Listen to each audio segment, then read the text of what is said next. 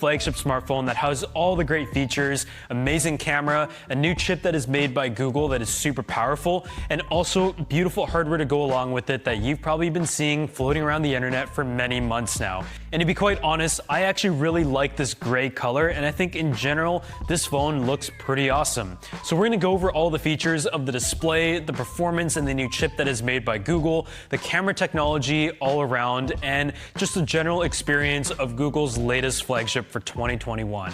I think the general idea here though is that Google has kind of made its return. All these other manufacturers are launching multiple phones a year, with each one kind of being a new flagship, to the point where it's almost overwhelming. And that has kind of been the main reason why I haven't reviewed many phones on the channel, because I'm bored, and at the same time there's just too many, and some of them try to focus on some weird and quirky features that might be of the future, whereas in this case Google has made their mark by just making a truly great smartphone in every category.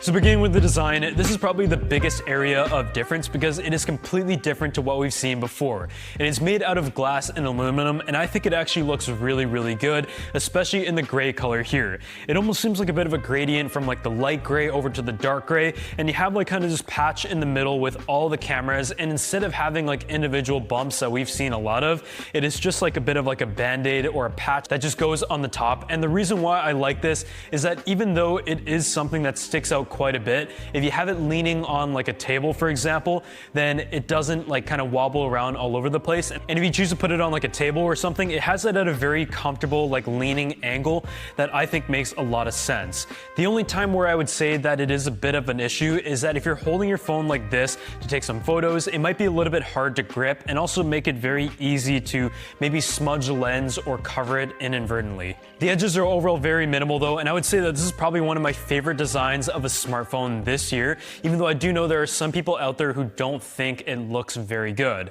On the front side, it is a 6.8-inch display, which actually reminds me a lot of the Galaxy Note line, because you have the hole punch camera right here, and the screen essentially covers the entire thing, but you also do have a bit of a curve on each side. As an iPhone user who has kind of gotten used to the flat design over the past few years, I'm personally not a big fan of the curve, but I think for any smartphone that is 6.8 inches, it is kind of okay and adds to like the seamless feel. And I don't feel like this phone is like too big by any means, although it might seem like that on paper. So generally speaking, when it comes to design, I think they've done a good job overall here, but it will take some getting used to if you come from like a smaller phone, and the fingerprint sensor is built into the display. When it comes to the display though, this is kind of an area that's been a bit rocky for Google in the past years. Whether it was like the odd colors, the kind of weird tint, it has taken them a few more years to figure out than others, whereas other companies such as Samsung have always been very well known for good displays. On the Pixel 6 Pro though, I would say the display is excellent. It is a 3120 by 1440 display with an LTPO AMOLED technology. It supports HDR10 and has a 1,000,000:1 contrast ratio,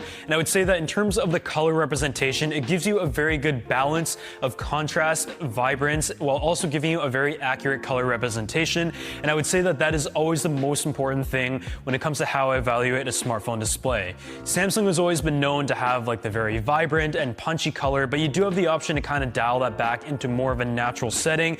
And personally, OnePlus is one of my favorites in terms of displays on Android smartphones, simply because it has that very good balance while also looking very pleasant and sharp to the eye. The variable refresh rate of 10 to 120 Hz is also very noticeable in the general interface and Android experience. Stock Android has always felt very fast, and as someone who always turns the animations down to 0.5, this is now like a true experience where you just feel like you're really gliding around the interface nicely. The 120 Hz variable refresh rate paired with like the stock Android experience really does come together, and I think overall when it comes to display performance on the Google Pixel 6, they have nailed it. But if I was to have a couple complaints to do with the display, it's the fact that I'm not a huge fan of like the curved edge on these screens, and the fingerprint sensor that is built into the screen could definitely use a bit of improvement, considering it is kind of like the primary biometric option. And I would have liked to have seen like a fingerprint sensor that is built into like the sleep wake button if the fingerprint sensor in the display is just not the best. If you went ahead and picked up a Google Pixel 6 or Pixel 6 Pro though, one thing you're going to notice is that it doesn't come with a power brick. And the fact that it can support fast charging is one that you definitely want to go ahead and take advantage of. So I want to give a huge thanks to the sponsor of this video, Spigen, and their power bricks. So this right here in front of me is the Spigen PowerArc ArcStation Pro 30-watt gallium nitride USB Type-C charger, and this gives you the maximum charging speed to the Google Pixel 6 Pro, giving you that 50% charge in just 30 minutes. Not only does this charger let you take advantage of that fast charging on the Pixel 6 Pro, but it is also safe and compact. The gallium nitride technology allows the charger to operate cooler, faster, deliver that 30 watts of power, and is also more compact in its overall form factor. On top of that, no matter what device you're using, the Quantum Boost also automatically detects the product and provides an optimized maximum power, and the Intelligent Power Diffusion gives you fast charging through one port, which is typically the same amount of output that you get from 2 ports. Lastly, the power quality technology also minimizes ripple noise, providing a stable maximum current, while the Intelligent Safety with overheat protection protects safety issues from using chargers to ensure your device doesn't get damaged. If you just got the Google Pixel 6 Pro, this is definitely a charging brick that you should pick up as well. So if you guys want to go and check out the Spigen products for yourself, I'm going to drop a link down below, and a huge thanks to them once again for sponsoring this video.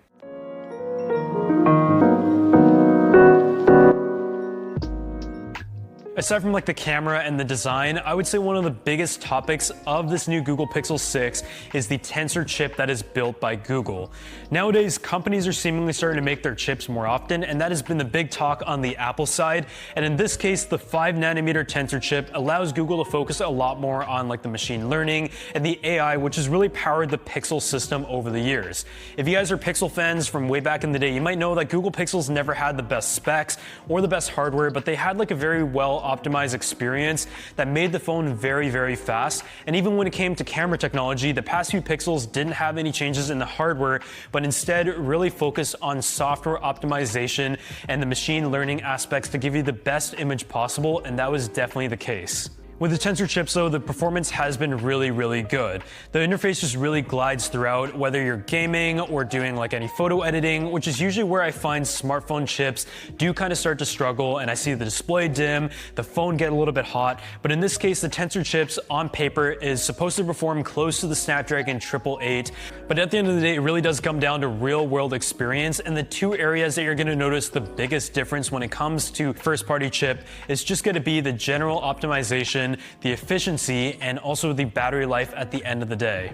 The 12 gigs of RAM that you get with the Pixel 6 Pro paired with the 5nm Tensor chip really does deliver that top-end performance of a flagship smartphone, with the stock Android software experience that is optimized with Google's own Tensor chip and 12 gigs of RAM that ships with the Google Pixel 6 Pro. This really does come together to give you that true flagship performance and experience no matter what you throw at it.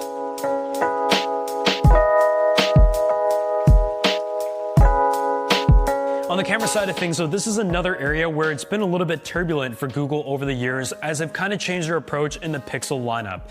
You might remember way back in the day, the camera technology in Google Pixels were never known as the best. It was more so focused on the optimized software experience. But also for a few years, Google held the reign for one of the best overall smartphone cameras when it comes to everyday photos, portrait mode, and also in night imagery. And that all really came down to the software and optimization technology that Google put a lot of work into. And rightly so. The images that came out of Google smartphones were incredible, but there wasn't really any major hardware focus over the past few years. It was really focused on the software side of things, and that also led the industry as a whole to really push that direction. At the end of the day, Apple on paper has never really led in that category, but with that software focus has once again proven that you don't always need the best hardware, and has made the iPhone perhaps one of the best cameras on the market today. On paper, the Google Pixel 6 Pro has a 50 megapixel f1.85 wide-angle camera that lets in 150% more light compared to the Google Pixel 5. And on the ultra-wide camera, you have a 12 megapixel f2.2 and also a 48 megapixel f3.5 telephoto lens with 4x optical zoom that uses like a periscope setup to give you great zoom photos. Taking a look at the images themselves, I was definitely impressed. The images in broad daylight are obviously very good, and with most flagship smartphones in the market today, that is obviously the case. Generally speaking, the characteristic that you're going to notice is that the colors are very vibrant. There is a good level of contrast, but at the same time, the shadow detail is there and the noise is low. What I also like is the fact that they've really focused on the telephoto camera. One of the biggest drawbacks of the iPhone lineup right now is that they really haven't paid attention to the telephoto camera in many years. And in fact, the telephoto camera on the iPhone 13, I would argue, is worse than the one on the iPhone 12. Some of my favorite features of smartphones that have been seen in Chinese smartphones, such as the Vivo, the Oppo, and also in the Huawei that we tested out about 2 years ago, is the periscope camera and the optical zoom that is built in, because it truly works. It is essentially a sensor that has a mirror that is going to give you like a telephoto lens setup while also giving you a good level of resolution. So in some of these photos that I took many years ago in Paris, for example, where I zoomed in from a very far distance, it's still some of my favorite smartphone photos that I've taken to date. On the video side of things, this one is able to shoot up to 4K 60, and the stabilization is also another area that I found to be very good on the Pixel 6 Pro. On the front there, you're going to find an 11.1 megapixel sensor with an f2.2 aperture and an ultra-wide 94-degree field of view.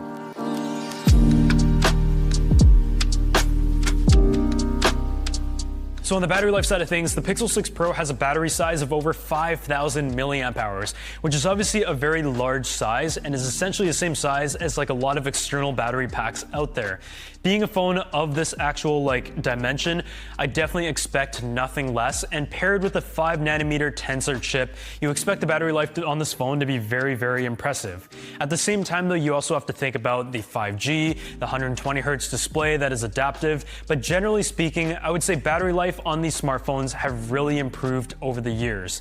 This right here is able to get an entire day of heavy usage, and in some cases you can even get into the second day if you're more of like a light to moderate user. In the past years, we've talked about how battery technology is the only area that hasn't seen a groundbreaking change over the years, and that is kind of still the case. It's the same technology, maybe larger milliamp hours, but with chipset technology becoming more efficient, and with LTPO displays, and also the fact that in general, phones have better software optimization of knowing when to use the power. I think that paired with fast charging technology fixes the problem that we have maybe complained about even 2 years ago. On the fast charging side of things, this phone is able to charge 50% in just 30 minutes using a 30-watt charger, which by the way is not included. It also does support fast wireless charging at 23 watts, and it does also have reverse wireless charging, which is nice. So at the end of the day, is the Pixel 6 Pro worth it at the price of $899, and should you get it over the Google Pixel 6 that comes in at a price of $599?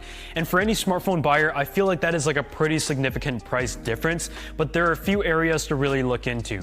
I think the biggest consensus here is that I think the $900 price point of this Google Pixel 6 Pro for what it is able to offer compared to smartphones that are in the $1,000 and up range is a really good deal. So if you look at it from that market, it really does make sense to go ahead and get the Google Pixel 6 Pro.